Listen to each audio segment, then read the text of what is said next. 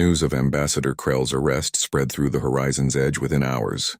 Passengers who had avoided Velnara now looked at her differently, though whether it was guilt or renewed curiosity, Juan could not say. The dining hall, which had been so hostile just days ago, felt different when he and Velnara entered that evening. Some passengers still moved away when they approached. Old prejudices did not disappear overnight, but others nodded respectfully as they passed, and a few even offered quiet apologies. A young reptilian child no older than 6 or 7 in human years waved at Velnara from across the hall. Her patterns flickered with surprised pleasure as she waved back. They sat at their usual table, and for the first time since that first night, Juan felt like they could eat in peace. Velnara seemed lighter somehow, as if an invisible weight had been lifted from her shoulders. "I still cannot believe it is over," she said, her melodic voice carrying notes of relief. "When they came to release me, I thought perhaps I was dreaming." "It is not over yet," Juan reminded her gently. "Krell will face trial, and the truth about what he did will become part of the official record. That matters. It will make it harder for people like him to hurt people like you." "People like us," Velnara corrected. "You were as much a target as I was. Perhaps more because you chose to be." Before Juan could respond, Dr. Jiwon and Officer Dione approached their table carrying their own meal trays. Jiwon smiled warmly. "Mind if we join you?" she asked. Velnara's patterns brightened. "Please sit." As they ate together, Juan noticed other passengers watching their table. But this time the stares were different. Some seemed confused, others thoughtful. A few even appeared approving. At a nearby table, a group of mammalian traders who had been among the first to avoid Velnara were having what looked like an intense discussion, glancing occasionally in their direction. "I heard from Captain Torvek that Coalition Security is sending a special investigator to meet us at the next station," Daeun said between bites. "They want to interview everyone involved. This is going to be a major case." "Good," Jiwon said firmly. "What Krell did was not just attempted murder. It was a deliberate effort to create fear and hatred against an entire species. That kind of political terrorism needs to be exposed." "I heard something else too," Daeun added, lowering his voice. "Apparently, human diplomatic channels have been filing protests about the treatment of Thren refugees for months. This incident is giving them the evidence they needed to push for protected status." Velnara looked surprised. "Humans have been advocating for my people? I did not know." "Humans have a long history with prejudice and discrimination," Juan explained. "We learned hard lessons about what happens when we let fear divide us. I think that makes us more aware when we see it happening to others. Or perhaps," Jiwon suggested with a slight smile, "humans are just terrible at minding their own business. We see someone being treated unfairly and we cannot help but interfere." "Either way," Velnara said softly, "I am grateful." The meal continued with easy conversation, and Juan felt something he had not experienced in years, a sense of community. These people, human and alien alike, had chosen to stand together against injustice. It felt good.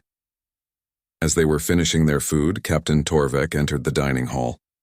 The conversations around them quieted as passengers noticed the captain approaching Juan's table.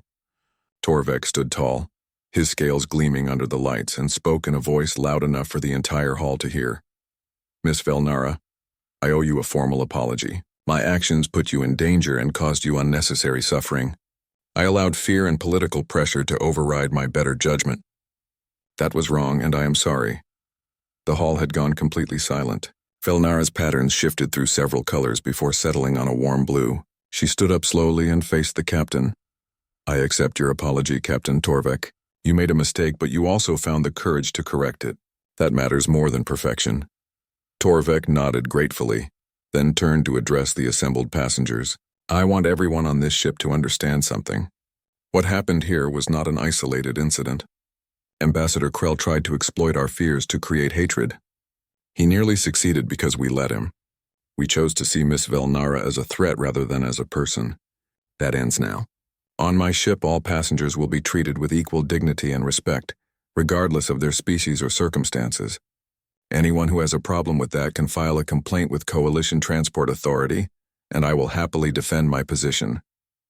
Several passengers shifted uncomfortably, but no one spoke up. A few even began to applaud, and the sound gradually spread through the hall. It was not universal, but it was genuine. When the captain left, Juan noticed something remarkable happening. The group of mammalian traders he had observed earlier stood up together and walked toward their table. The leader, a large being with silver fur, stopped beside Velnara and spoke in heavily accented Standard Galactic. "We were wrong to fear you. We are sorry." Velnara seemed too surprised to speak, so Juan answered for them both. "Thank you. That means a lot." The traders nodded and returned to their table, and Juan saw them speaking quietly among themselves. Seeds of change, he thought. Small but important.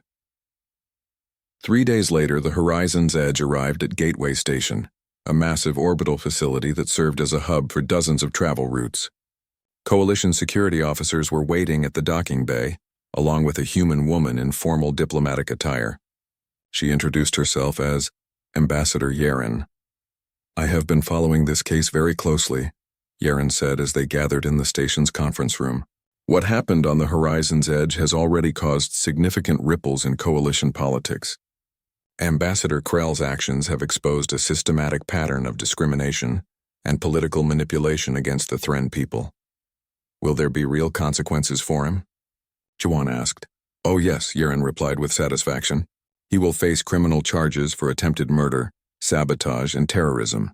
But more importantly, his actions have provided the evidence we needed to push through protections for Thren refugees. The Coalition Council is voting next week on a proposal to grant the Thren protected species status, which will guarantee them safe passage and prevent the kind of abuse that happened on your ship." Velnara's patterns flashed bright gold again. "My people will be protected? If the vote passes, yes," Yaren confirmed. "And thanks to you and your friends here, I believe it will. Your story has become a symbol. The simple act of a human sitting with an outcast alien has inspired people across Coalition space. Sometimes the smallest gestures create the biggest changes." Juan felt uncomfortable with the praise. "I just offered someone a seat at my table. That should not be remarkable." "But it is remarkable," Yaren said gently, "because in that moment you chose compassion over convenience. You chose to see a person rather than a label. That is what humanity does best. We look at the universe and ask, why not? Hide when everyone else says, that is how things are." The interview with Coalition Security took several hours. Juan, Velnara, Jiwon, and Diun all gave detailed statements about everything that had happened. By the time they finished, Juan was exhausted. As they left the conference room, Velnara touched his arm. "I need to leave soon. My transport to the refugee colony departs in 2 hours." Juan felt a pang of sadness. Over the past week, Velnara had become something he had not expected. A friend. "Will you be all right there?" "I think so," she said. "And knowing that my people may soon have protection, that our suffering has not been invisible, that helps more than you know." She pulled out her communication device. "I want to stay in contact with you if that is acceptable." "Of course," Juan said, exchanging contact information with her. "I want to know how you are doing." They walked together to the departure terminal. Jiwon and Dayun came along as well, having formed their own bond with Velnara during the investigation. At the gate, Velnara turned to face all three of them. "Thank you," she said simply. "You gave me something I had lost, hope." "You gave us something too," Jiwon replied. "A reminder that doing the right thing is worth the cost." Velnara's patterns cycled through several colors, expressing emotions that human words could not quite capture. Then she surprised Juan by stepping forward and embracing him. Her skin was warm, and he could feel the faint pulse of bioluminescence against his chest. "You sat with me when no one else would," she whispered. "I will never forget that." Then she was gone, walking through the gate toward her new transport. But before she disappeared from view, she turned and waved. Juan waved back, watching until she was no longer visible. "She will be okay," Jiwon said beside him. "She is stronger than she knows." "Yeah," Juan agreed. "She is." As they walked back through the station, Juan noticed something interesting. A Thren family was sitting in the station's waiting area, and unlike on the Horizon's Edge, other travelers were not avoiding them. A human child was even playing with one of the young Thren, their laughter echoing through the terminal. Maybe Yaren was right. Maybe small gestures really could change the universe. Juan's own transport was not leaving until the next day, so he had time to think about what had happened. He thought about Velnara alone and afraid on that first night. The hours following the explosion were chaos. Emergency crews sealed off the damaged section of the cargo bay, while passengers huddled in their quarters, whispering about terrorism and sabotage. Captain Torvek had declared a full security lockdown, and armed officers patrolled every corridor. Velnara remained confined to her quarters, now under guard, while Ambassador Krell loudly demanded she be jettisoned at the next station and handed over to coalition authorities. Juan could not sleep. He paced his small cabin, his mind racing through everything he knew. The explosion had been too convenient, too perfectly timed to incriminate Velnara. She had been locked in isolation, monitored by security, unable to access any part of the ship where explosives could be planted. The whole situation felt wrong. At dawn's cycle, Juan went directly to the security office. Daeun was there, looking exhausted after working through the night. Dark circles shadowed his eyes, and he was staring at multiple screens displaying camera feeds and damage reports. "I need to talk to you," Juan said without preamble. Daeun glanced at the door, then lowered his voice. "If you are here to defend the Thran woman, you should know that Ambassador Krell has already convinced half the senior staff that she is guilty. The captain is under enormous pressure to take action." "She did not do this," Juan said firmly. "She was locked in her quarters under surveillance. How could she have planted an explosive device?" "The official theory is that she had accomplices among the cargo handlers," Daeun explained. "Or that she planted the device before being confined." "That makes no sense," Juan argued. "Why would she sabotage the ship she is traveling on? She has nothing to gain and everything to lose." Daeun rubbed his tired eyes. "I know. I have been thinking the same thing all night. But without proof, my opinion does not matter. Krell is pushing for immediate action, and he has the political weight to make it happen." "Then we need to find proof," Juan said. "Will you help me?" Daeun was quiet for a moment, clearly weighing his options. Finally, he nodded. "I will help you look at the evidence. But we have to be careful. If Krell finds out I am working against his narrative, my career is over." They started by reviewing the security footage from the cargo bay. The camera system had been functional when the explosion occurred, capturing the moment of detonation. The blast had originated from a container marked as diplomatic cargo belonging to Ambassador Krell's delegation. "That is interesting," Juan said, pointing at the screen. "The explosion came from Krell's own cargo. Diplomatic cargo is not subject to regular inspection," Daeun explained. "It is a privilege granted to senior officials. No one checks what is inside those containers. Convenient way to smuggle explosives onto a ship," Juan observed. They spent the next several hours digging deeper into the ship's records. Daeun pulled up manifests, crew schedules, and passenger movement logs. Slowly, a pattern began to emerge. 3 members of Krell's staff had made multiple trips to the cargo bay in the days leading up to the explosion, always during shift changes when fewer people were around to notice them. "Look at this," Daeun said, highlighting several entries. "These 3 aides of Krell visited the cargo bay 17 times in 4 days. That is unusual for diplomatic staff. They should have no reason to be in that area." Juan leaned closer to the screen. "Can we see what they were doing down there?" Daeun pulled up camera footage from the cargo bay. They watched as Krell's aides entered the area, moved to the diplomatic containers, and appeared to be adjusting or placing items inside. The footage was not detailed enough to see exactly what they were handling, but their behavior was clearly suspicious. "We need more than this," Juan said. "We need to prove what was in those containers." "The explosion destroyed most of the physical evidence," Daeun said, "but the ship's sensors recorded the chemical signature of the blast. If we can match that signature to materials that Krell's delegation brought aboard, we might have our proof." They went to find Dr. Jiwon. She was in the medical bay, treating minor injuries from the explosion aftermath. When Juan and Daeun explained what they had found, her expression turned grim. "I can analyze the chemical data," she said. "The medical lab has equipment sensitive enough to identify explosive compounds. Give me an hour." While Jiwon worked, Juan and Daeun continued their investigation. They discovered that Ambassador Krell had been filing complaints about Thran refugees in coalition space for months, arguing for stricter quarantine laws and travel restrictions. His own species, the Centauk, had lost valuable trade routes when Thran colonies were placed under quarantine. If the restrictions were made permanent, the Centauk would benefit economically. "He has a motive," Juan said.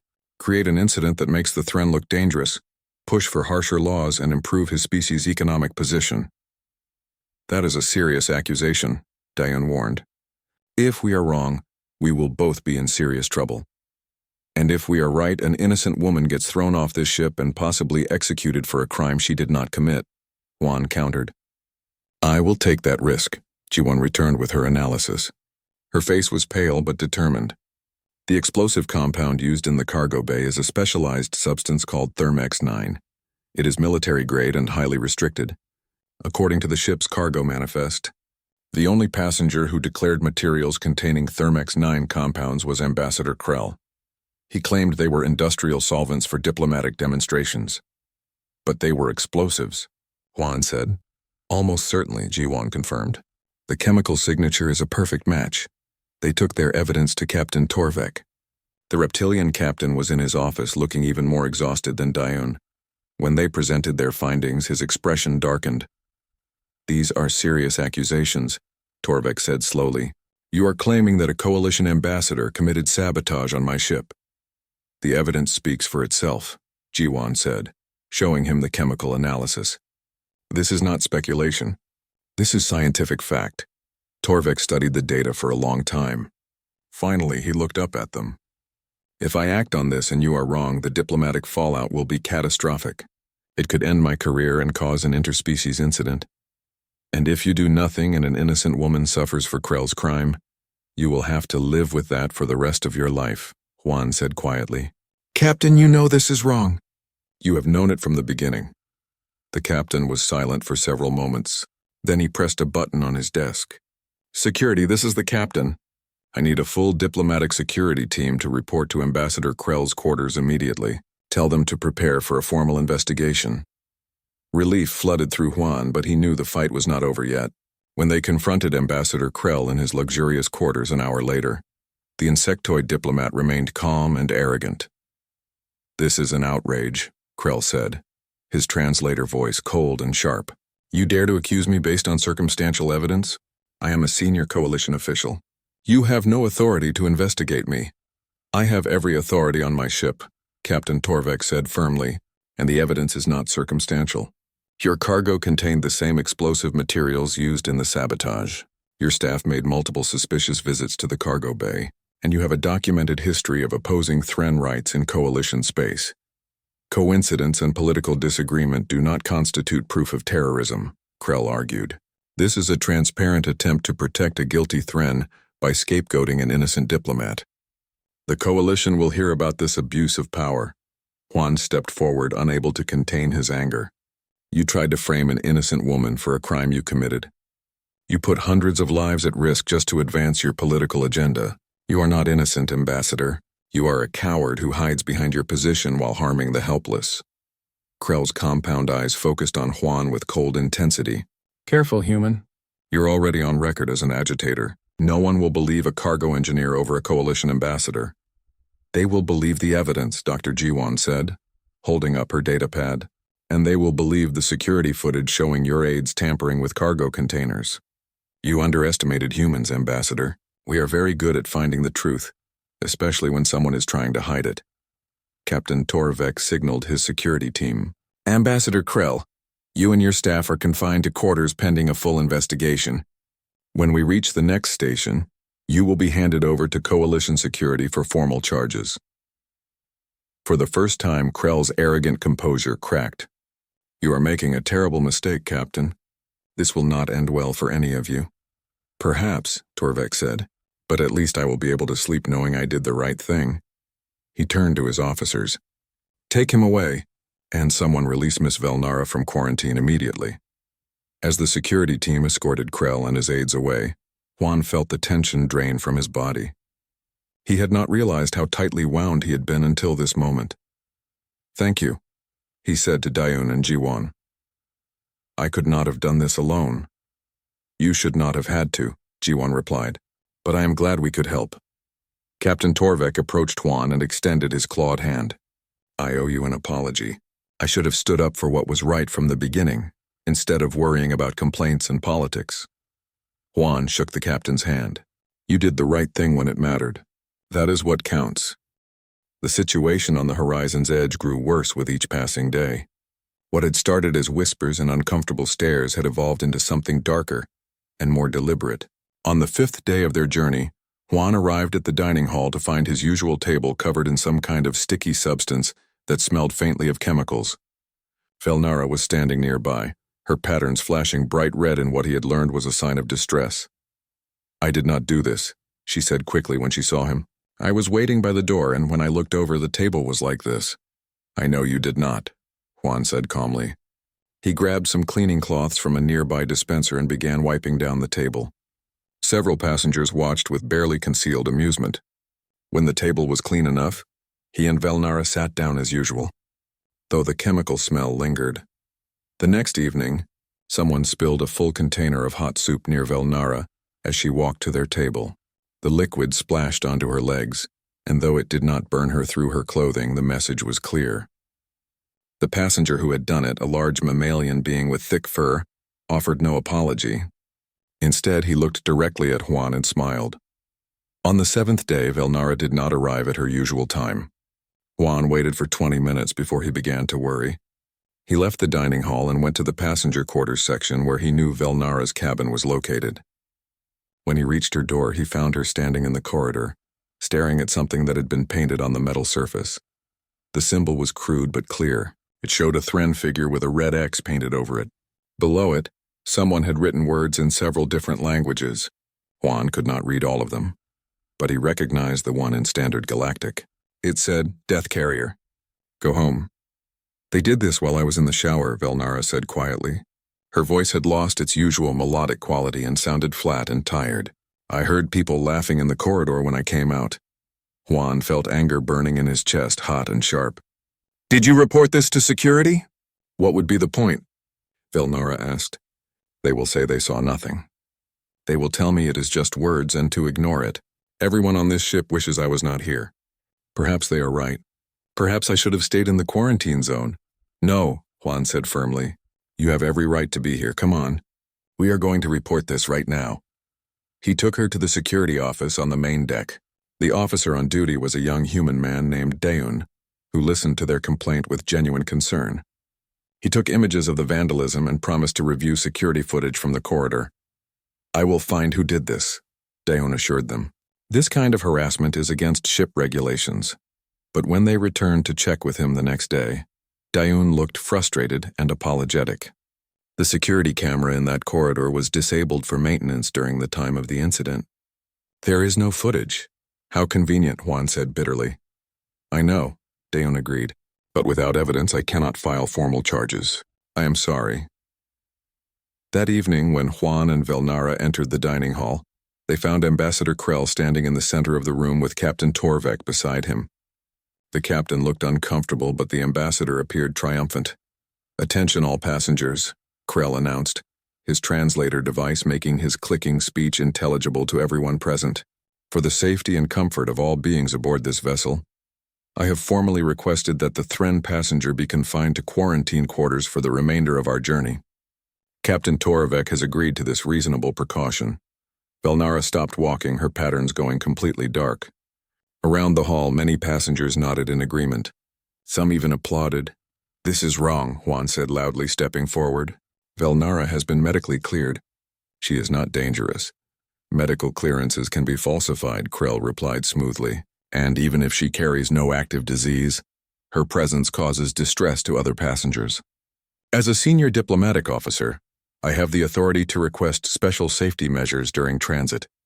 Captain Torvek raised his hands for silence. "I have reviewed the medical reports myself. The Thren passenger poses no biological threat.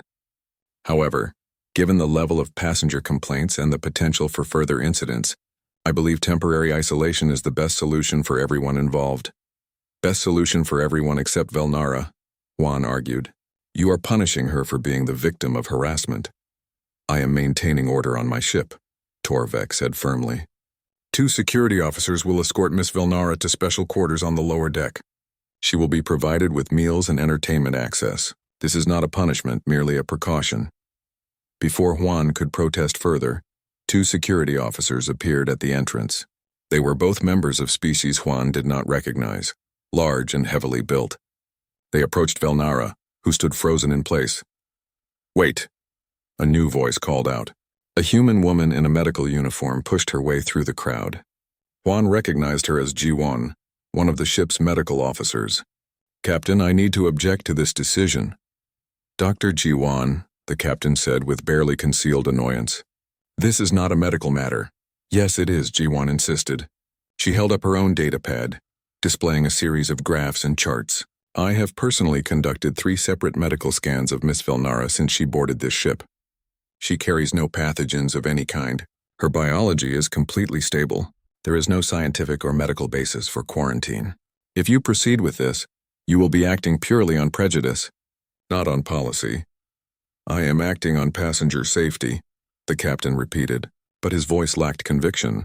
Then you are acting on irrational fear, Ji-won said bluntly, and that sets a dangerous precedent. If we start confining passengers based on fear rather than facts, where does it stop? Who gets isolated next? Ambassador Krell stepped forward, his compound eyes fixed on Ji-won. Doctor, you are overstepping your authority. Medical officers advise, but captains command. Perhaps you should remember that before your career suffers consequences. The implied threat hung in the air. Ji-won held Krell's gaze for a moment, then looked at Captain Torvik. I am putting my objection on the official record. If anything happens to Miss Velnara while she is in isolation, the responsibility falls on you, Captain. Torvik nodded stiffly. Noted. Now please step aside. Juan moved to block the security officers, his hands clenched into fists. I will not let you do this. Mr. Juan, Velnara said quietly, touching his arm. Please. Do not make this worse for yourself. They cannot do this, Juan insisted. But they will, Velnara replied. Her patterns had returned, glowing a sad, dim blue. And if you fight them, they will confine you too. Then who will speak for me? Who will remember that someone cared? Her words hit Juan like a physical blow. He wanted to fight, wanted to force these people to see reason, but he knew she was right. If he was locked away too, she would be completely alone. Slowly, reluctantly, he stepped aside. The security officers moved forward and gently took Velnara by the arms. She did not resist. As they led her toward the exit, she looked back at Juan one last time. Thank you for sitting with me, she said. I will not forget. Then she was gone, taken away to isolation while the dining hall remained silent. Juan stood there, feeling more helpless and angry than he had in years. He looked at Ambassador Krell, who was watching him with what might have been satisfaction. This is not over, Juan said quietly. Yes, Krell replied. It is, but the ambassador was wrong. That night at exactly 2 a.m. ship time, an explosion rocked the lower cargo bay. Alarms blared throughout the horizon's edge, and passengers stumbled into the corridors in confusion and fear. Juan rushed to the nearest information terminal and pulled up the emergency alerts. His blood ran cold when he read the report. The explosion had occurred in the cargo bay adjacent to the temporary quarantine quarters. Initial scans showed evidence of deliberate sabotage, and Ambassador Krell was already calling for Velnara to be arrested, claiming the Thren woman had tried to destroy the ship. 3 days had passed since Juan first shared his table with Velnara. Each evening she arrived at the dining hall at the same time, and each evening Juan was already waiting at his corner table. The other passengers had stopped making a scene about it, though the whispers and stares continued. Some tables near them remained permanently empty now, as if an invisible barrier had formed around where the human and the Thren sat together. On the 4th evening, Velnara arrived carrying not just her dinner tray but also a small data pad. She sat down across from Juan and placed both items on the table. Her bioluminescent patterns were glowing a warm blue color tonight, which Juan had learned meant she was feeling relatively calm. I wanted to show you something, she said, activating the data pad. An image appeared, showing a sprawling city with buildings that seemed to grow organically from the ground, their surfaces covered in the same glowing patterns that marked Velnara's skin. This was my home, the capital city of Thren Prime. Juan studied the image carefully. The architecture was unlike anything he had seen before, beautiful and alien in equal measure. It looks incredible. Looked, Velnara corrected quietly. This image is 3 years old. The city is empty now. Everyone there died in the first month of the plague. She swiped to another image, this one showing a group of Thren people standing together, their patterns glowing in synchronized waves of color. This is my family. My parents in the center, my 3 siblings around them. I am the one on the far left. Juan looked at the younger version of Velnara in the image. She looked happier, her posture more relaxed, surrounded by people who clearly loved her. They looked like good people. They were. Velnara's voice was steady, but Juan could see the light patterns on her arms flickering rapidly. My mother was a teacher. She worked with young children, helping them learn to control their bioluminescence for communication. My father designed environmental systems for spacecraft. My siblings were all students studying various sciences. We were an ordinary family. I am sorry you lost them, Juan said simply. Velnara nodded and turned off the data pad. Tell me about your family, Juan of Earth. Do you have people waiting for you at your destination? Juan was quiet for a moment, then shook his head. No. My wife died 6 years ago in a mining accident. We had no children. My parents are gone too from old age. I have a brother somewhere in the outer colonies, but we have not spoken in years.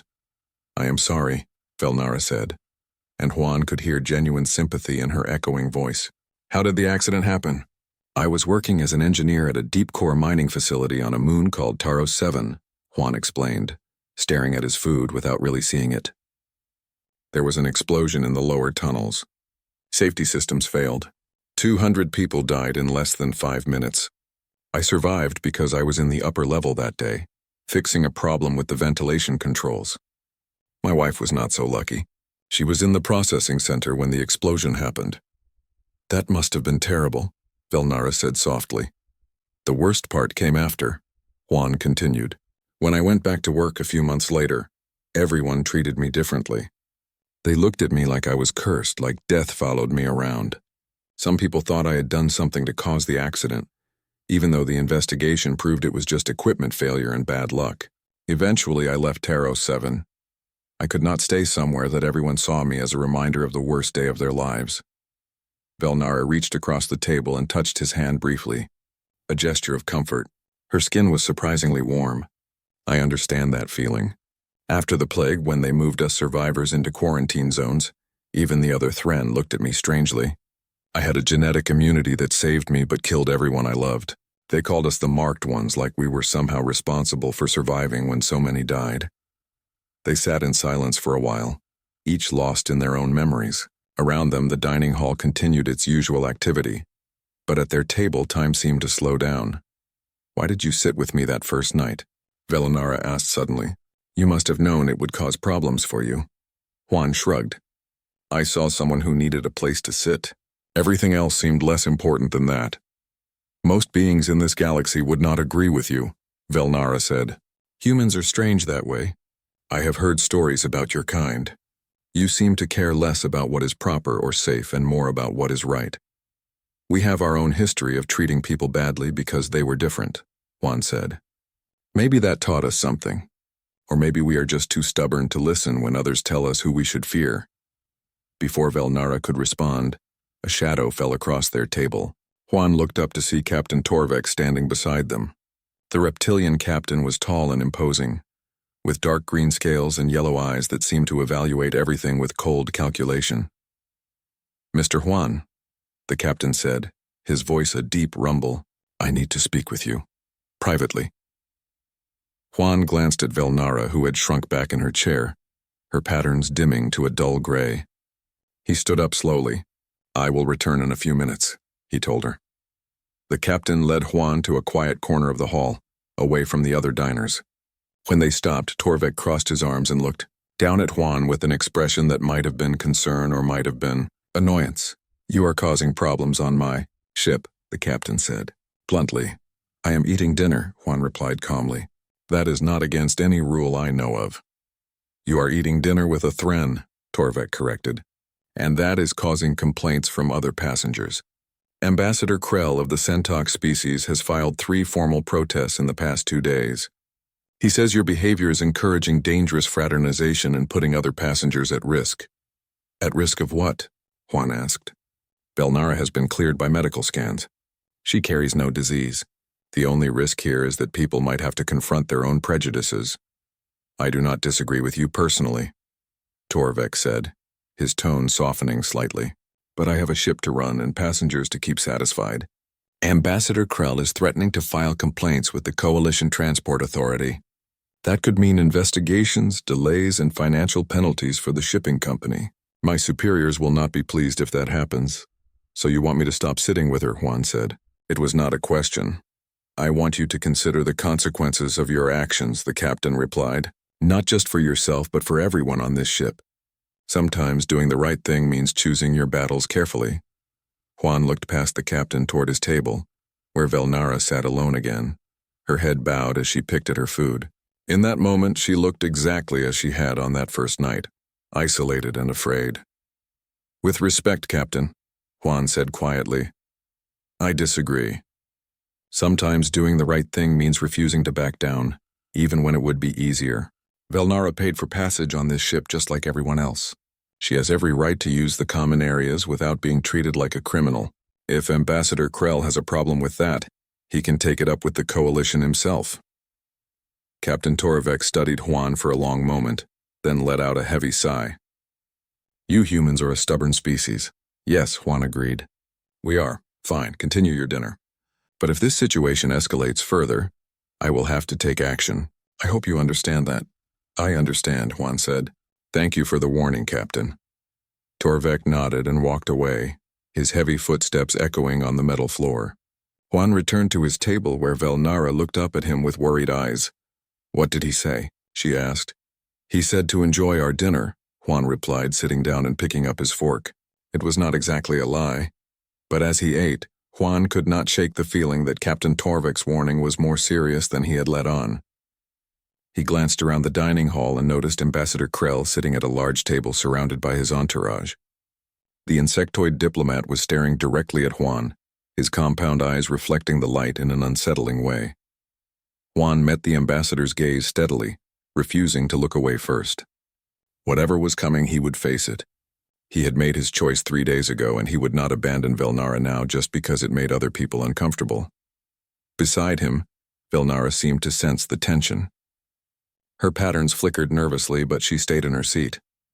They finished their meal together in silence, two outcasts sharing a table in a hall full of people who wished they would disappear. But they did not disappear. They remained visible, present, and together.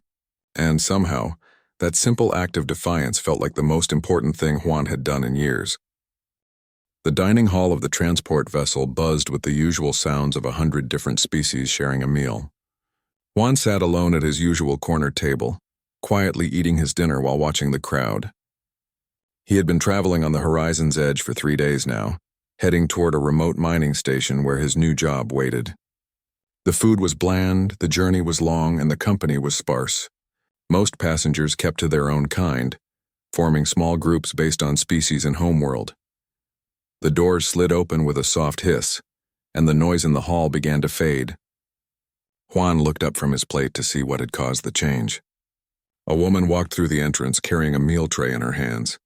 She was tall and slender, with smooth violet skin that seemed to shimmer under the bright lights. Delicate patterns of bioluminescence traced along her arms and neck, glowing faintly like veins of soft blue light. Her eyes were large and dark, and her movements were careful, almost hesitant. Juan recognized her species immediately. She was Thren. He had seen news reports about them over the past year. A terrible plague had swept through their worlds, killing billions in a matter of months. No one knew where the disease came from, but it targeted only the Thren people. Their once thriving civilization had been reduced to scattered survivors living in quarantine zones across the galaxy. The Coalition had declared them safe to travel, but fear did not listen to official statements. The woman walked further into the hall, searching for an empty seat. As she moved past the first table, the group of insectoid traders sitting there suddenly stood up and walked away, leaving their half-finished meals behind. She paused, uncertain, then continued toward another table. A family of reptilian beings saw her approach and quickly gathered their belongings, herding their children away with worried glances. Juan watched as the same scene repeated itself again and again. Every table she approached emptied within seconds. Some passengers whispered to each other in their native languages. Others made strange gestures with their hands, signs that Juan assumed were meant to ward off bad luck or disease. A few simply stared at her with open disgust. The Thren woman stood in the middle of the dining hall now, completely alone. Her tray trembled slightly in her hands. The glowing patterns on her skin seemed to pulse faster, and Juan wondered if it was a sign of stress or emotion. Around her, the hall had fallen almost completely silent. Everyone was watching her, waiting to see what she would do. Juan looked down at his own table. There were 3 empty chairs around him. He had been eating alone because he preferred it that way, not because anyone had avoided him. He was human, and humans were common enough in coalition space that no one paid much attention to them. He could finish his meal, leave the hall, and return to his small cabin. It would be easy. It would be safe. But something in the way the woman stood there, isolated and trembling, reminded him of another time. Years ago, after the mining accident that killed 200 people on his home colony, he had been one of the few survivors. He remembered walking into rooms and watching people turn away, unable to look at him because he reminded them of loss and death. He remembered the loneliness that came from being treated like a ghost among the living. Juan raised his hand and gestured toward the empty chair across from him. The movement was simple, just a slight wave and a nod. The Thren woman noticed. Her large eyes widened in surprise, and for a moment, she just stared at him as if she could not believe what she was seeing. Juan gestured again, more clearly this time, pointing at the chair. Slowly, carefully, she walked toward his table. The other passengers watched in silence. Some shook their heads. Others leaned toward their companions and whispered urgently. A large mammalian being at a nearby table stood up and moved his family to the far corner of the hall. As far from Juan's table as possible, the woman reached his table and stood beside the chair, still hesitant. Up close, Juan could see that her violet skin had a texture like soft leather, and the bioluminescent patterns were actually tiny raised lines that branched across her body like rivers on a map. She was beautiful in a way that was completely alien, completely different from anything human.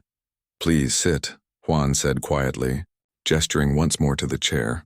She sat down slowly, placing her tray on the table with great care. Her hands were shaking. For a long moment, neither of them spoke. The hall remained unusually quiet, and Juan could feel dozens of eyes on them. He picked up his fork and continued eating, trying to act as if nothing unusual was happening. After a few seconds, the woman picked up her own utensil and took a small bite of her food. The noise in the hall gradually returned as other passengers went back to their own meals and conversations, though many continued to glance toward Juan's table with expressions ranging from confusion to disapproval. Juan ignored them all. He had made his choice, and he would not change it just because others disagreed. They ate in silence for several minutes. Juan did not know what to say, and the woman seemed too surprised or too frightened to speak first. Finally, she looked up at him, her dark eyes meeting his. "Thank you," she said softly. Her voice was melodic, with a slight echo to it that made it sound like 2 people speaking at once. "You did not have to do this," Juan shrugged. There was an empty chair. You needed a place to sit. It seemed simple enough. "Nothing is simple anymore," she replied, looking down at her tray. "Not for my people." "I heard about the plague," Juan said. "I am sorry for your loss." She nodded slowly, the light patterns on her skin dimming slightly. "I lost everyone. My parents, my siblings, my friends. I am traveling to one of the colony worlds where survivors have been gathered. I do not know what I will find there." "At least you will not be alone," Juan offered. "I have been alone for months," she said quietly. "This is the first time anyone has allowed me to sit with them since the quarantine ended. Most species fear us now. They think we still carry the disease even though the medical scans prove otherwise, or they simply do not want the reminder of what happened." Juan understood that feeling better than she knew. He took another bite of his food and then said, "My name is Juan. I am from Earth." "I am Velnara," she replied, "from Thren Prime, or what used to be Thren Prime before the plague." They continued eating together, occasionally exchanging small bits of conversation, but mostly sitting in comfortable silence. Around them, the dining hall slowly returned to normal, though the stares and whispers continued. Juan noticed a few passengers leave the hall entirely, shooting angry looks in his direction as they went. He did not care. For the first time in 3 days of lonely travel, he did not feel completely alone, and from the way Velnara sat a little straighter, the way her bioluminescent patterns glowed a bit brighter, he thought she might feel the same way. When they finished their meals, Felnara stood up slowly and picked up her tray. She looked at Juan with an expression he could not quite read, something between gratitude and disbelief. "Will you be here tomorrow?" she asked quietly. "For the evening meal?" Juan nodded. Same table, same time. For the first time, he saw something that might have been a smile cross her alien features. "Then I will see you tomorrow, Juan of Earth." She walked away, carrying her tray toward the disposal area. Juan watched her go, noting that other passengers still moved out of her way as if she carried a visible plague. But her steps seemed lighter now, less burdened than when she had first entered the hall. Juan stood up and collected his own tray. Tomorrow would bring its own challenges, but tonight he had done something simple and small. He had offered a seat to someone who needed one. Sometimes that was enough.